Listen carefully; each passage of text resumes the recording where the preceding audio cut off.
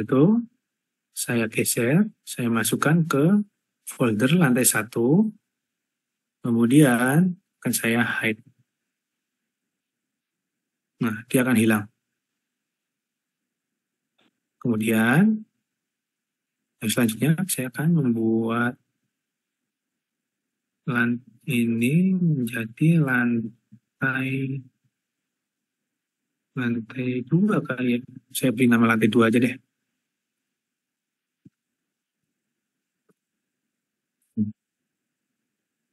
Salah. Slab gitu aja. Slab. Nah, slab ini akan saya masukkan ke lantai 2. Oke, setelah itu saya hide dan langkah ini kita lakukan terus-menerus sampai selesai. Sampai selesai. Langkah ini harus kita lakukan sampai semua model yang ada di sini, itu semuanya udah diberi nama. Ketika semua sudah diberi nama, selanjutnya kita buka di timeliner. Nah, itu kita masukkan, maaf ini tadi saya delete dulu.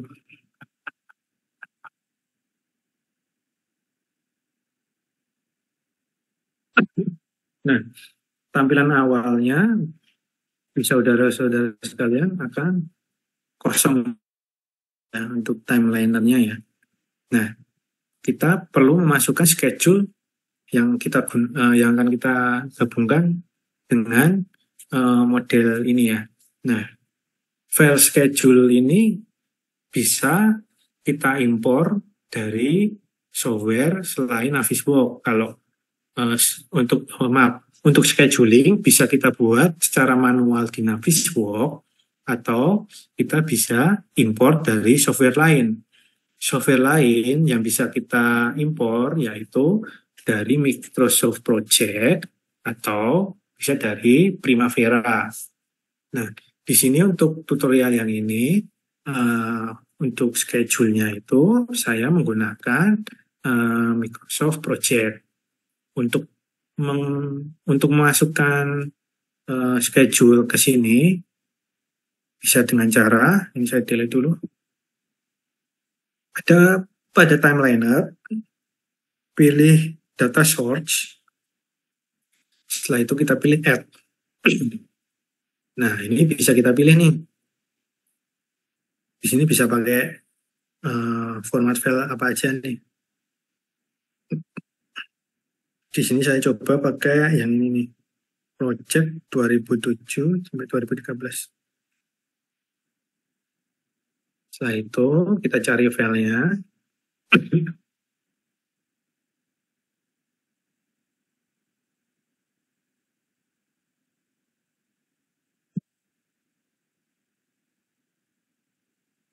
Nah, di sini akan muncul tab seperti ini. Ini bisa kita sesuaikan dengan keinginan kita. Namun, untuk saat ini akan tidak saya otak-atik. Saya oke aja. Nah, setelah masuk di sini, kita pilih filenya. Setelah itu kita klik kanan. Setelah itu kita pilih rebuild task hierarchy. Nah, apabila schedule-nya itu nanti sering berubah, maka bisa kita pilih synchronize saja, tapi dengan syarat file tersebut lokasinya tidak berubah dan namanya juga tidak berubah. Nah, di sini karena belum saya masukkan berarti nggak bisa ya. Di sini saya pilih rebuild. Oh, sorry, tadi ya. Maka di sini dia akan muncul. Sorry, salah. Ini add sudah di add. The project could not be open. Coba saya ulang.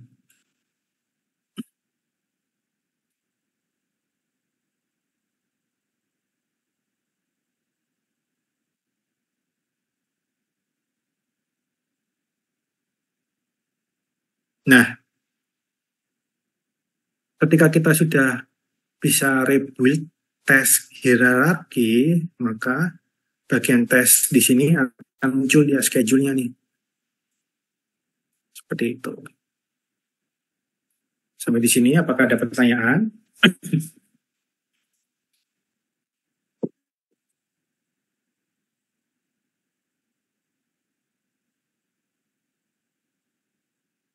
Mungkin kalau tidak ada pertanyaan, bisa saudara-saudara praktekkan yang sudah punya filenya ini.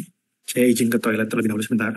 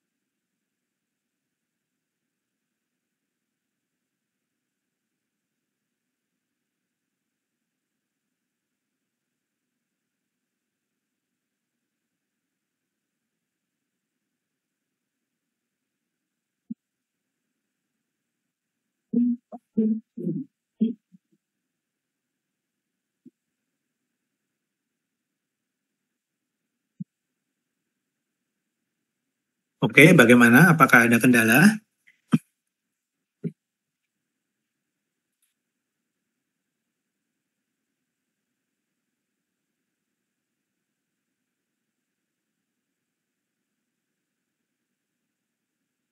Jika tidak ada kendala, kita akan lanjut ke tahap selanjutnya. Jadi di Navisbook ini kita bisa mensimulasikan proyek tersebut atau mensimulasi schedule dari proyek ini, bisa ngecek bahwa dia itu selesai lebih awal atau selesainya telat ya. Nah, nanti dengan cara tinggal kita ganti aja nih, ganti waktunya ini. Ini kan di sini kan ada komponen contoh pekerjaan file ini dimulai pada tanggal 23 bulan 7 ya. Dan dia akan selesai pada tanggal 29 bulan 7.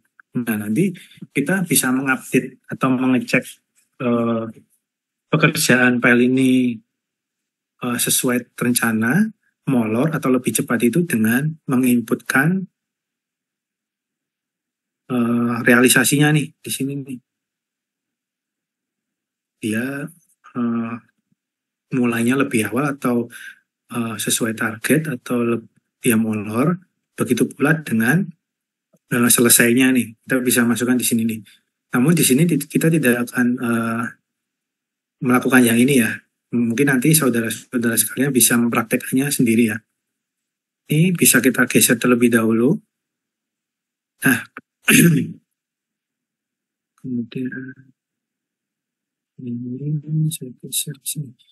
Oke, test type sama attach ini kita geser di sini agar lebih mudah.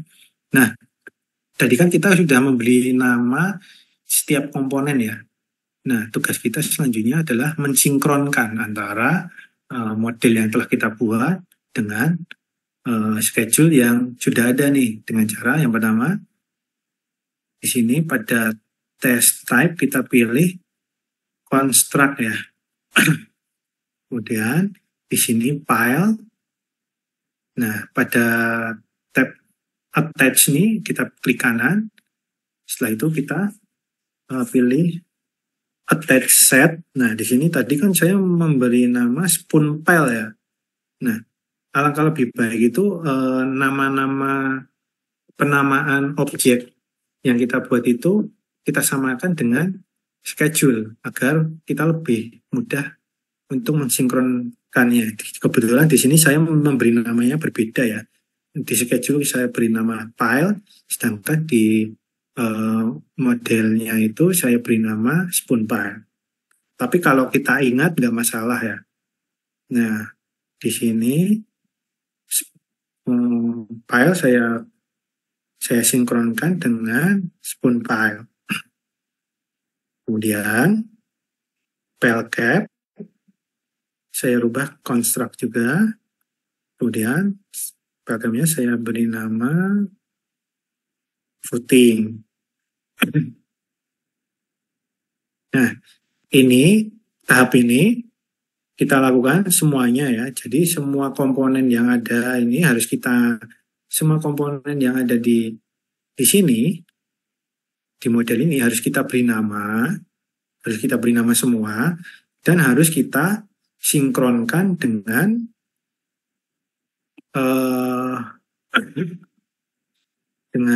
schedule yang ada di sini nih, yaitu dengan merubah attach di sini nih. Kita definisikan bahwa untuk schedule file ini kita attach ke spoon file. Kemudian untuk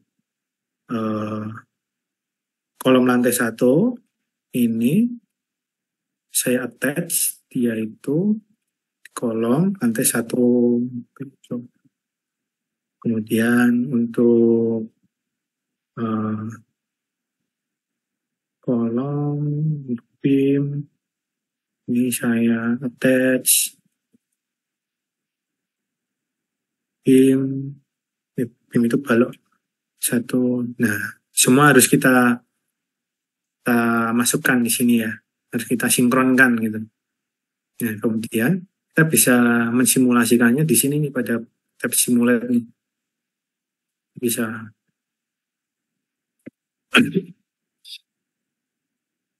klik di sini. Karena di sini saya belum mensinkronkan semua, maka dia tidak muncul. Jadi muncul di sini. Tab simulasi ini tidak muncul ya. Nah, untuk melihat hasilnya, kita bisa buka file yang finish. Jadi saya nge-share ada file start, yaitu yang masih kosong tadi, kemudian ada file finish. Nah, kalau file finish itu, nah hasilnya seperti ini. Ya, sudah saya beli nama semua.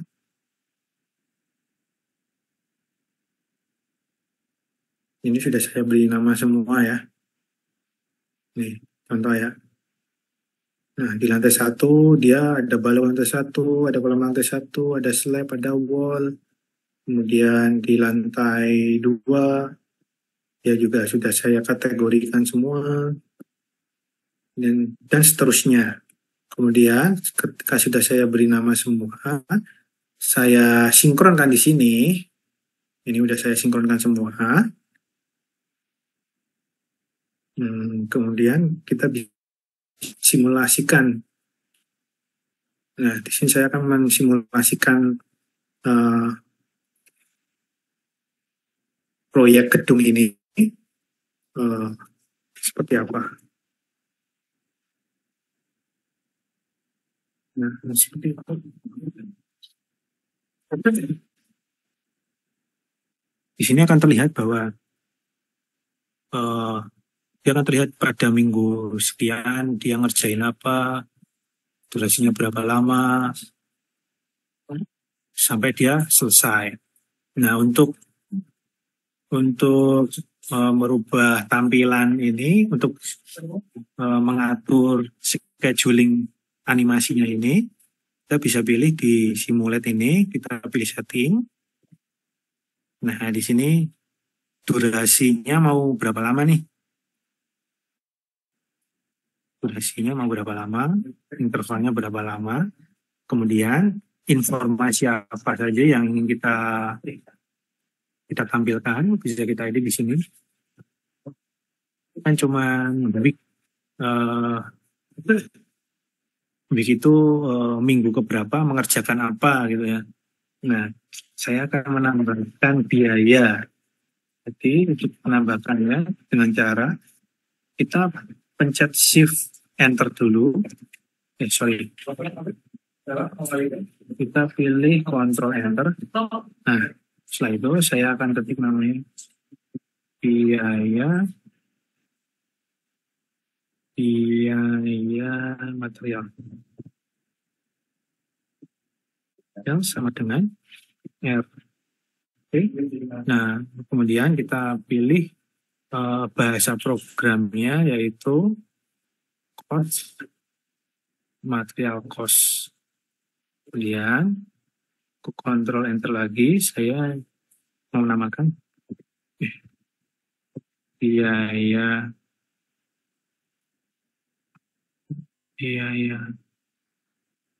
alat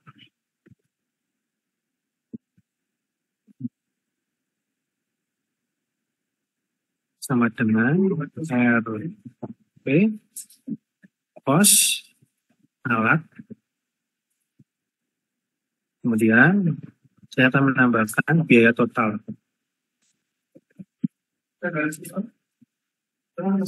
Sama dengan RP total cost. Setelah itu kita pilih. Nah, untuk merubah tampilan fontnya, kita bisa merubah di sini nih. Pilih font. Nah, untuk besarnya huruf, terus jenis fontnya apa, itu bisa kita atur di sini ya. Ini saya pakai default aja, saya pilih OK. Kemudian saya pilih OK. Nah, OK. Nah, di sini pada tes, saya cek dulu apakah sudah ada. Oh, di sini kan kita tadi dari POK tadi, kita masukkan biaya nih, biaya per item nih. Per item, kita masukkan biaya per item. Itu apa aja nih. Setelah kita masukkan, berarti langkahnya yaitu model kita import, setelah itu model itu kita beri nama, setelah itu kita masukkan schedule-nya, setelah schedule-nya ada, kita sinkronkan model dan schedule, kemudian schedule tersebut kita beri harganya ya, per item. Kemudian apabila sudah, kita pilih tab simulate, kemudian kita play. Nah, saya pause sebentar ya. Nah, di sini, maaf, saya ulang.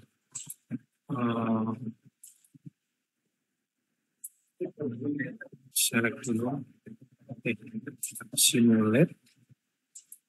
Nah, saya play ya. Oke, berhenti ya.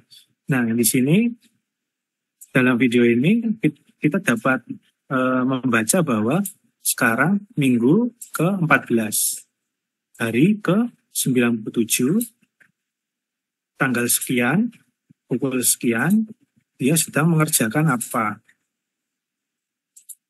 Di sini dia sedang mengerjakan apa, bisa terlihat di sini ya. biasanya warnanya adalah hijau hijau transparan. Nah, di sini mungkin kalau terlihat di sini ada hijau transparan ya. Dia sedang mengerjakan plat lantai ya.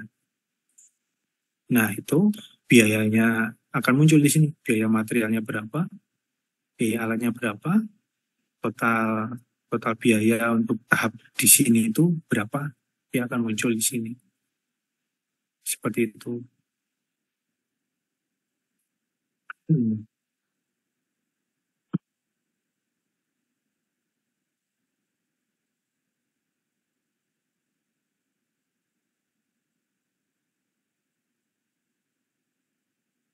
Nah, ketika semua sudah kita masukkan, maka hasilnya akan seperti itu.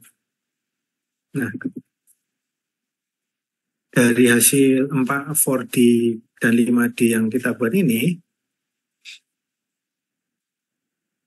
sebentar.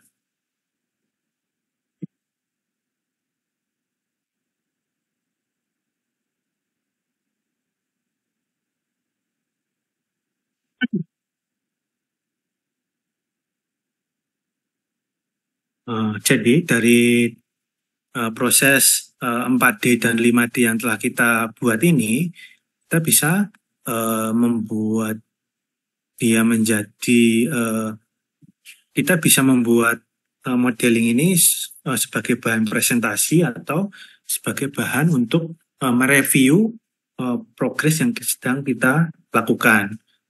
Untuk mengekspor dia menjadi video, kita bisa pilih ekspor di sini ya. Nah, ini tinggal kita setting aja. Nah, kalau video berarti ya formanya AVI ya di sini. Nah, untuk ukuran ukuran frame-nya kita rubah di sini ya. Ada lebar frame, tinggi frame, FPS-nya bisa kita sesuaikan. Semakin tinggi FPS-nya, semakin berat filenya. Setelah itu kita bisa pilih OK. Nah, nanti apabila diekspor, hasilnya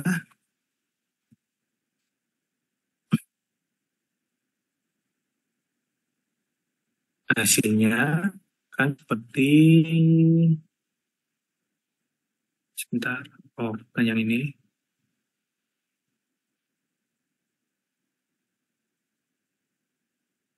Ada ini.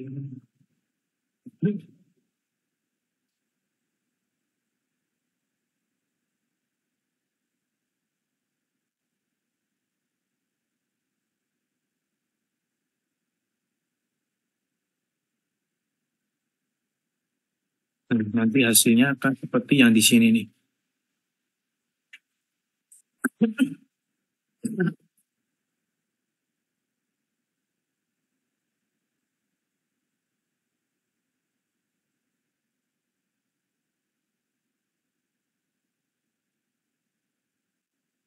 Bentuknya adalah video. Seperti itu. Sedangkan kalau untuk mengecek progres, nah kita bisa membukanya di softwarenya ini, dan kita bisa cek manual sih. Share aja nih. Kita cek pada minggu keberapa, hari keberapa dia mengerjakan pekerjaan apa. Seperti itu. Nah, namun di sini ada kelemahannya, dia tidak bisa overlay antara rencana dan realisasi ya. Jadi untuk mengeceknya itu kita harus membuat dua video ya. Video pertama rencana dan video kedua adalah realisasi. Nah, nanti tinggal kita pilih pada saat mengekspor tadi itu. Di sini, nah, oh, pada saat mau mengekspor kita bisa pilih di sini nih. Nah, di sini kita pilih rencana. Kalau rencana ya udah kita pilih plan ini aja nih. Kemudian kita bisa, kalau untuk aktual kita pilih yang aktual nih. Wow. Nah, nanti mengecek bahwa itu pekerjaan tersebut sesuai rencana atau tidak. kita bisa melihat dari video. Kalau dia telat berarti ya dia lebih lambat dari rencana, seperti itu. Sampai di sini apakah ada pertanyaan?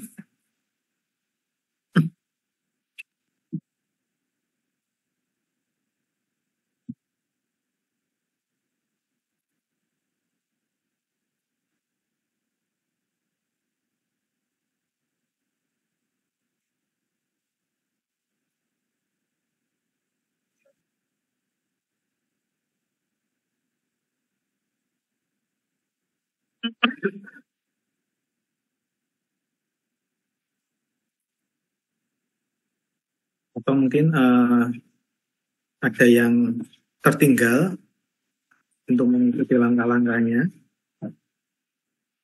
Nah, kalau apa ingin mengulang dari latihan ini, mungkin bisa mengikuti kursus yang saya sharekan tadi di website ya.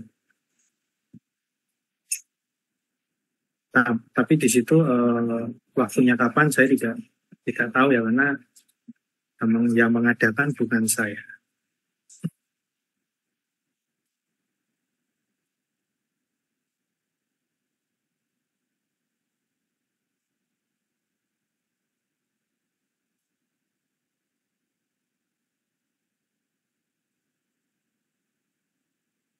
Apabila tidak ada pertanyaan terkait scheduling 4D dan 5D untuk Navis Walk ini, materi dari saya sudah cukup sih untuk scheduling menggunakan Navis Walk ini. Nah, selanjutnya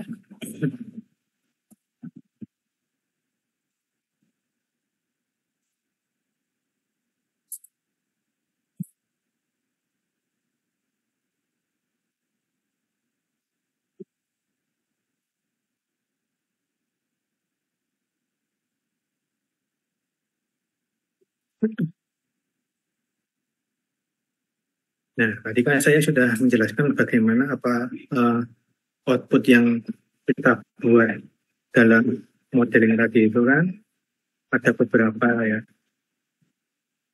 Salah satunya yaitu volume. Volume kita olah dengan harga satuan itu menjadi biaya ya atau BOQ. Dari BOQ tersebut kita bisa membuat schedule. Nah, setelah semua komponen itu udah kita miliki, nah kita bisa masuk ke tahap 4D dan 5D dengan menggunakan Navis ya. Nah, langkah-langkahnya yaitu dengan cara import objeknya, kemudian kita membuat set, yaitu menamai satu-satu objek yang ada di model tersebut. Setelah itu kita masukkan schedule-nya. Setelah schedule-nya itu kita masukkan, baru kita gabungkan nih, kita combine dari model dan schedule. Start kalau ingin ke tahap 5D yaitu ditambahkan komponen biaya. Setelah itu kita gabungkan, kita sudah membuat BIM di level 5D. Maaf, BIM di level 4D dan 5D. Seperti itu. Selanjutnya, manfaat dari scheduling itu ada beberapa ya. Yang pertama, bagi pemilik proyek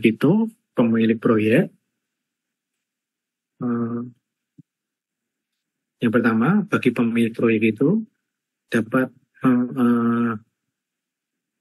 memiliki gambaran mengenai waktu mulai dan waktu selesainya proyek tersebut.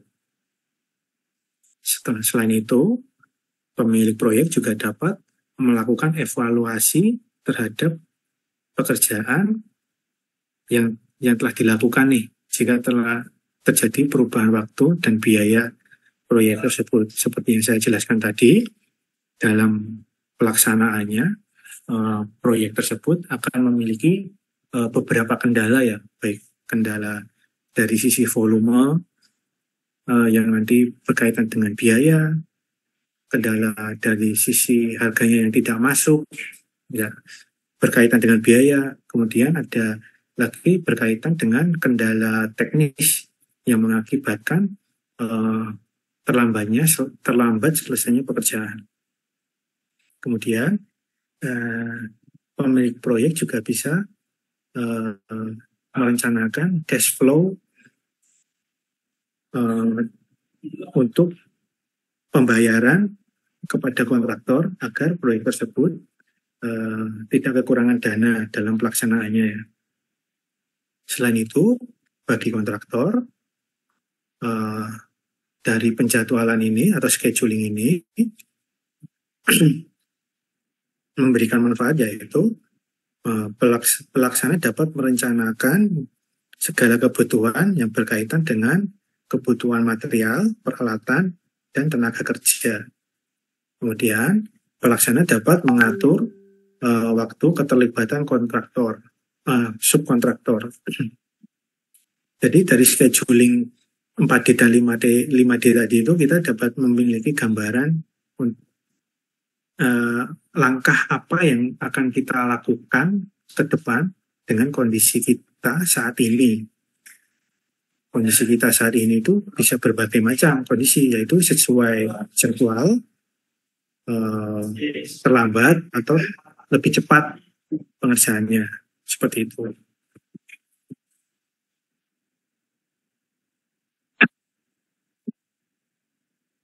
Selanjutnya, nah, apa yang terjadi apabila proyek itu terlambat? Yang jelas yaitu proyek dapat dikenakan denda ya. Dendanya juga lumayan besar. 1/mil dari nilai kontrak atau nilai bagian kontrak tertentu ya.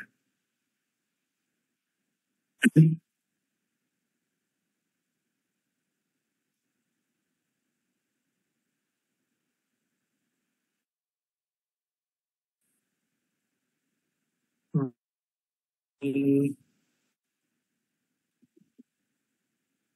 gambarnya hilang. Oke, di sini ada kendala di PPT saya ya. Jadi yang akan saya jelaskan yaitu kita contohkan ya. Jadi ada sebuah proyek di mana nilai proyek tersebut sebesar 1 miliar rupiah ya. Dan saya sebagai kontraktor sudah melakukan tender dan menganalisa bahwa dengan saya mengambil proyek tersebut, saya akan mendapatkan keuntungan sebesar 10%. Berarti dari proyek 1 miliar tersebut, saya akan mendapatkan keuntungan sebesar 100 juta rupiah ya. Nah, kalau kita proyek kita terlambat, kebanyakan per mil ya, kita telat sehari itu kita bisa rugi sekitar 1 juta ya.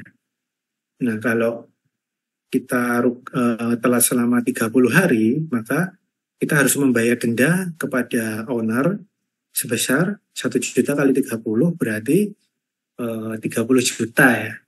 Nah, coba bayangkan kita dengan pekerjaan tersebut, kita harus sudah ngeset nih.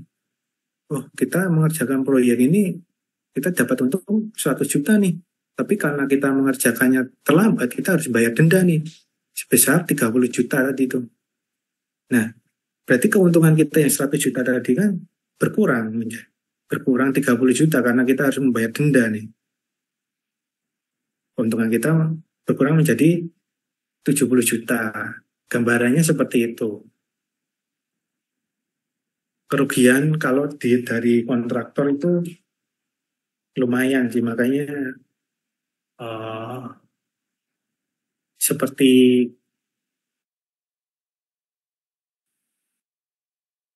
kemarin kan ada pada tahun 2020 kemarin ya, yaitu wabah corona ya. Nah, pada saat terjadi wabah corona itu kan semua aktivitas dibatasi, tidak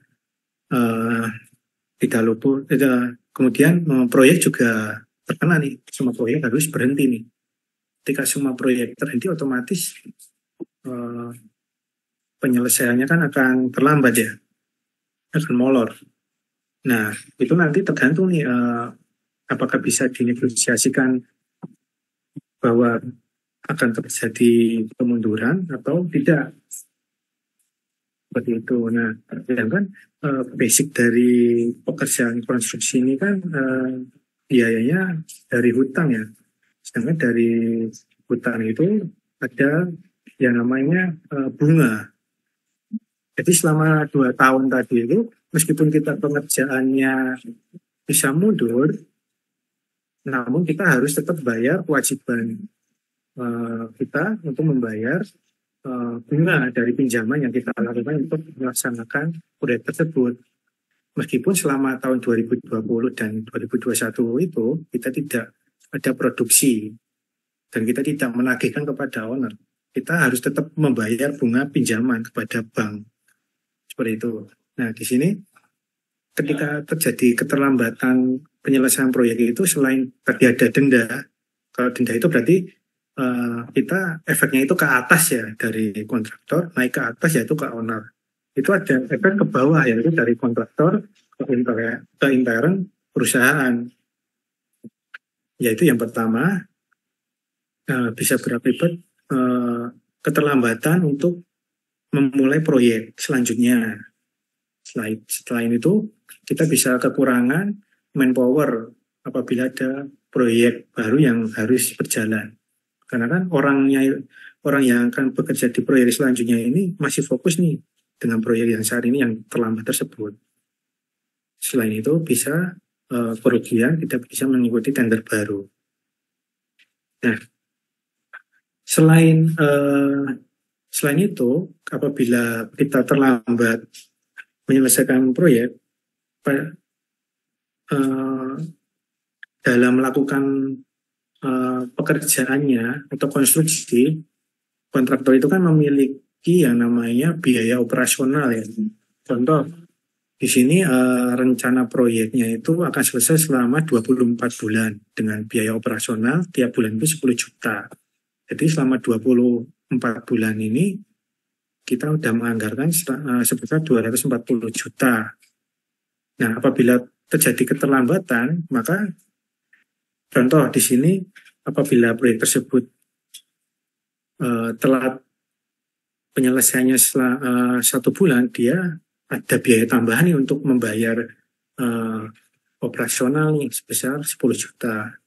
Begitu juga apabila telat periode yang selanjutnya. Jadi ruginya double nih, rugi ke atas dan rugi ke bawah.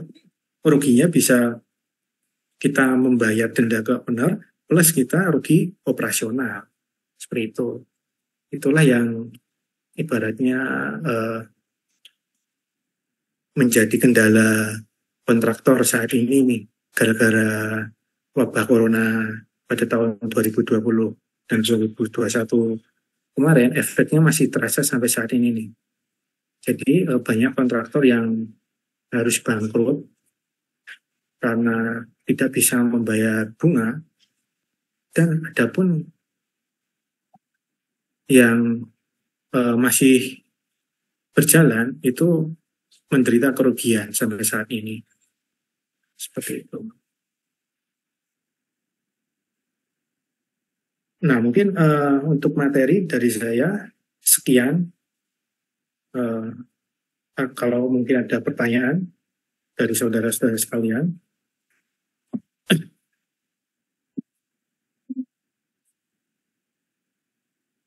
Oh, sebenarnya kalau kecil-kecil di dalam aja. Mungkin di luar sesi ini kalau saudara-saudara sekalian ingin bertanya bisa melalui informasi yang saya share ini ya. Atau kalau tidak bisa cek apa saja yang telah saya kerjakan atau portofolio saya melalui link yang ada di sini. Seperti itu. Silakan kalau ada pertanyaan.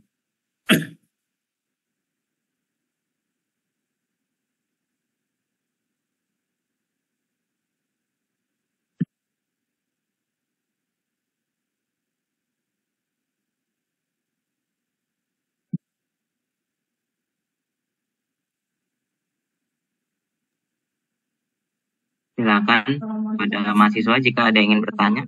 Bisa. Bisa bertanya apa saja, tidak terkait Ya. dengan materi saat ini juga tidak masalah. Ya, Pak Sidik sudah menjelaskan banyak dimensi tadi ya, dari model gitu ya, kemudian penjadwalan, RAB, kemudian manajemen proyek, sampai terakhir juga dibahas itu dasar-dasar ekonomi teknik. Mungkin untuk kuliah D3 ini di kurikulum terbaru ini memang bahas detail Pak Sidik tentang ekonomi teknik. Tadi ya, fungsi dari bunga gitu ya, fungsi dari time value of money gitu kan, terkait kalau kayak gitu ya sumber. Silakan mahasiswa yang ingin berdiskusi. Kalau tidak ada yang ingin bertanya, berarti nanti saya yang bertanya. Saya akan cek progres pembuatan model Revit-nya per mahasiswa seperti apa. Sambil menunggu yang bertanya, Pak Sidik ya, kita coba cek hasil pekerjaan dari mahasiswa. Silakan, sebelum saya absen satu persatu, ada yang mau volunteer? Progres model Revit-nya sudah sampai mana? Nanti akan di-review. Ada? Yang di lab masih ada? Coba diaktifkan kameranya. Ada yang di lab atau ada yang udah pulang ke kosan? Coba yang masih di lab, nggak apa-apa ya, silakan. Merdeka belajar gitu, yang penting outputnya selesai. Abdul Giats, mana Abdul Giats?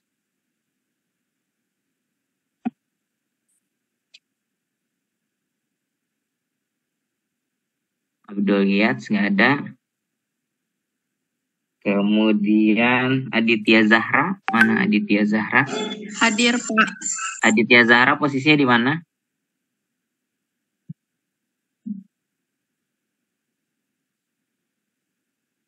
Aditya Di lab, Pak. masih membuka model Revit-nya?